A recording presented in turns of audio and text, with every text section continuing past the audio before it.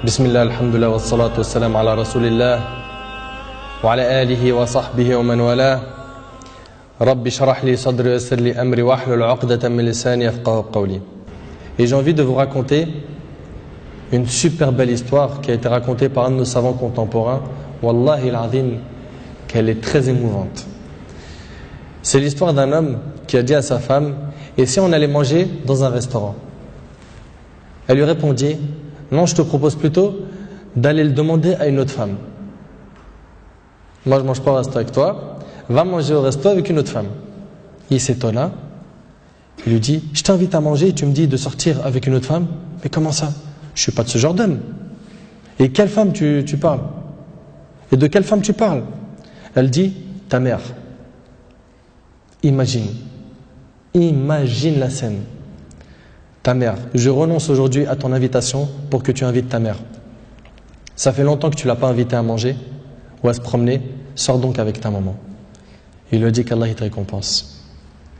Et il a tout de suite appelé sa mère et lui a dit: maman, prépare-toi, je vais venir te chercher en voiture et on ira manger et se promener ensemble.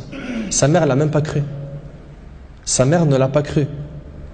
Elle lui a dit: c'est vrai? Il lui dit: oui, par Allah. Viens, aujourd'hui, on va manger ensemble.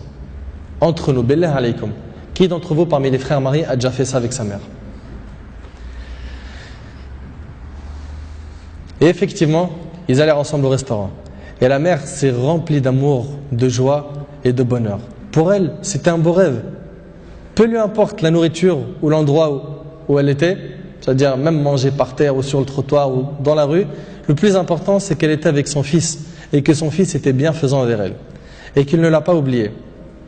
Qu'il ne l'a pas négligé en s'occupant de sa femme et de ses enfants, et elle passa un jour avec lui qui était l'un des meilleurs jours de sa vie. Elle lui dit au retour, l'homme dit à sa mère au retour: maman, tu es contente? La sortie t'a plu? Elle dit: oui, wallahi, c'était masha'Allah. Elle dit: oui, qu'Allah te récompense. Il répondit: Inch'Allah, je le referai. Elle dit: non, Inch'Allah, la prochaine fois, l'invitation viendra de moi. Il lui dit: Inch'Allah. Et des semaines et des mois passèrent. Le frère a été occupé, puis sa mère tomba malade et mourra. Qu'Allah lui fasse miséricorde. Son fils était très triste. Et quelques jours plus tard, il reçut une invitation au restaurant pour lui et une autre personne, et cette invitation était déjà payée. Étonné, il se demanda de qui vient cette invitation déjà payée. Il est parti alors avec son épouse au même endroit où il avait mangé avec sa mère, et là une lettre l'attendait de la part de sa mère. Il y avait écrit: mon cher fils, qu'Allah te récompense, je t'avais promis de t'inviter au même endroit pour manger, mais tu étais souvent occupé. Et maintenant je tiens ma promesse et je t'invite avec ta chère épouse, et je t'invite avec ta chère épouse, qu'Allah vous récompense.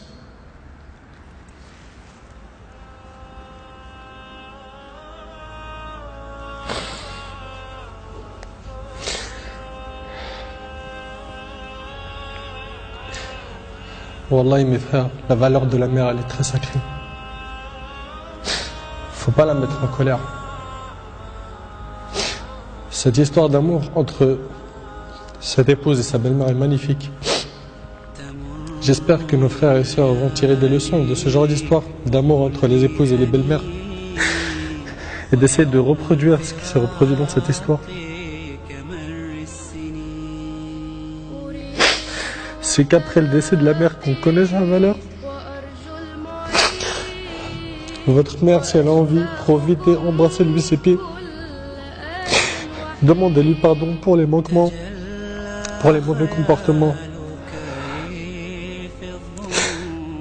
Vous récolterez le succès, Inch'Allah.